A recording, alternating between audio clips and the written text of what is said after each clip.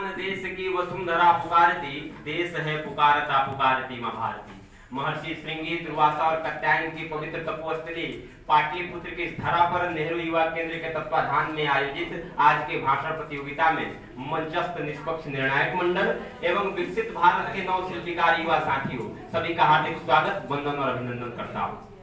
आज जो विषय हम सभी के बीच विचारा अभिव्यक्ति हेतु है वह विषय है मेरा युवा भारत, विकसित भारत 2047। जब हमने 2022 में आजादी के 75 वर्ष पूरे किए तो भारत के यशस्वी प्रधानमंत्री जी ने इसे आजादी का अमृत महोत्सव नाम दिया और भारत के नागरिकों से 5 पढ़ लेने की अपील की। साथ ही 2047 तक भारत को विकसित राष्ट्र बनाने का लक्ष्य रखा।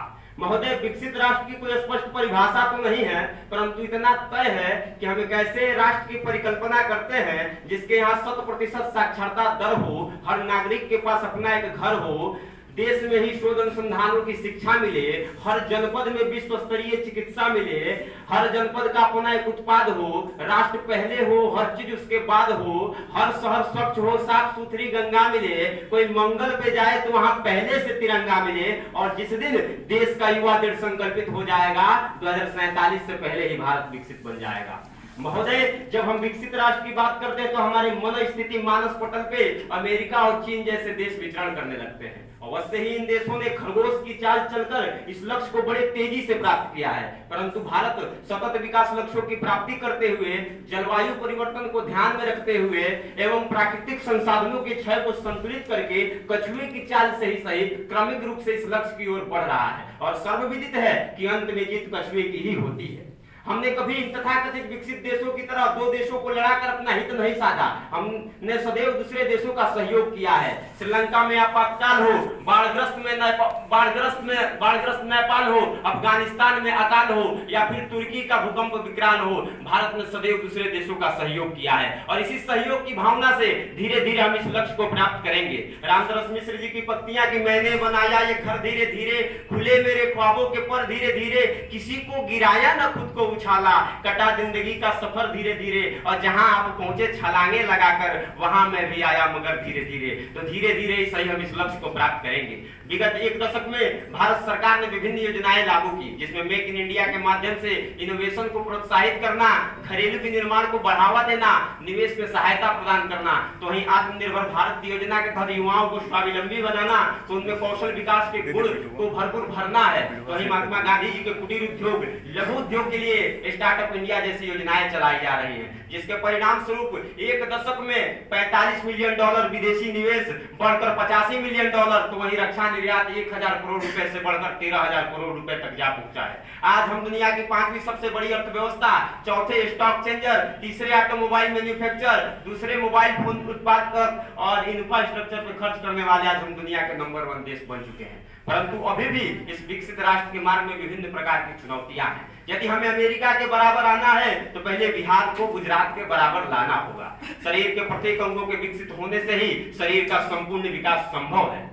आज हमारे सामने गरीबी, भ्रष्टाचार और अपराध जैसे विभिन्न मुद्दे शामिल हैं, उनके लिए हमें लड़ना होगा। शास्त्रों में कहा गया है उद्यमेन हि सिद्ध्यन्ति कार्याणि न मनोरथे नहि शुभतस्य सिंहस्य प्रवेशन्ति मुखे मृगा, अर्थात सोए हुए सिंह के मुख में हिरण स्वयं प्रवेश नहीं करता, इसके लिए सिंह को प्रयत्न करना पड़ता है। ठीक उसी प्रकार से यह संकल्प हमारा है। इस मनोरथ की सिद्धि के लिए हमें ही काम करना पड़ेगा, प्रत्येक भारतवासी को मिलकर काम करना पड़ेगा। आज हम दुनिया के सबसे बड़ी आबादी वाले देश हैं, साथ ही सबसे युवा देश भी हैं। स्वामी विवेकानंद जी कहा करते थे कि मुझे 100 ऊर्जावान युवा मिल जाए तो मैं इस देश की दशा और दिशा बदल सकता हूं। तो ऐसे में हम सबसे युवा देश हैं तो हमारे लिए क्या कठिन है। कौन सो काज कठिन जग माही जो नहीं होई तात तुम पाही। बस आवश्यकता है अपनी ऊर्जा इस राष्ट्र को समर्पित करने की। हमें आजादी की लड़ाई लड़ने का अवसर नहीं मिला। अगले 23 वर्ष के अमृत काल को हम यदि आजादी की लड़ाई समझे और अपनी ऊर्जा इस राष्ट्र को समर्पित करें तो इस स्वप्न को हम अवश्य ही साकार कर सकते हैं। ज्यादा कुछ नहीं करना है, बस प्रत्येक व्यक्ति अपने कर्तव्यों का निर्वहन पूरी निष्ठा पूर्वक करे। शिक्षक चाणक्य की भांति चंद्रगुप्त का विकास करे, विद्यार्थी एकलव्य की तरफ अपने लक्ष्य को साधे, विद्यालय ऐसा बने कि कोई नेता कोई अभिनेता जन्मे। IIT से पढ़ा व्यक्ति भारत को त्यागे नहीं अपितु भारत के लिए त्याग करे। न्यूनतम फीस में MBBS पढ़ा हुआ व्यक्ति भारत की स्वास्थ्य व्यवस्था को दुरुस्त करने में योगदान दे। हम स्वयं को विकसित करें तो एक परिवार विकसित होगा, परिवारों से एक गांव, गांवों से एक जनपद, जनपदों से एक राज्य विकसित होगा और और यदि भारत के प्रत्येक राज्य विकसित हो जाए तो भारत स्वतः ही विकसित हो जाएगा। और वो दिन दूर नहीं, आज का जो नवीन भारत है यदि सोमनाथ का सौंदर्यीकरण करता है तो समुद्र में हजारों किलोमीटर ऑप्टिकल फाइबर भी बिछाता है। यदि राम मंदिर का निर्माण करता है तो 36 किलोमीटर प्रत्येक दिन राष्ट्रीय राजमार्ग का विस्तार करता है। काशी विश्वनाथ कॉरिडोर को नया आयाम देता है तो गरीबों को पक्का मकान देता है। यह नवीन भारत अब विकसित राष्ट्र की ओर बढ़ रहा है। आप देखेंगे कि आदित्य एल1 के माध्यम से सूर्य नमस्कार करने वाला भारत, चंद्रयान के माध्यम से चंद्रमा के अछूते कोने को छूने वाला भारत जल्द ही मंगल पे अपने पांव जमाएगा। और इस देश के युवा स्वयं को स्वावलंबी कर इस भारत का नव निर्माण तो करेंगे ही, हम विश्व के निर्माण करने वाले विश्वकर्मा के रूप में स्थापित होंगे। आज किसी एक क्षेत्र में नहीं, अभी तो ज्ञान में, विज्ञान में, अनुसंधान में, विधि में, वाणिज्य में, कला में, साहित्य में, पर्यटन में, पर्यावरण में, भूगोल में, खगोल में हम विकसित होने की ओर अग्रसर हैं। बस आवश्यकता है हमें मिलकर इस धरातल पे काम करने की। आप विदेश से आए हुए पर्यटकों से अच्छा व्यवहार करें, अतिथि देवो भव की भावना को धरातल पे चरितार्थ करें तो यह बिल्कुल संभव है। बस प्रत्येक भारतवासी इसे अपना स्वप्न समझे और इसके लिए धरातल पर मिलकर काम करें।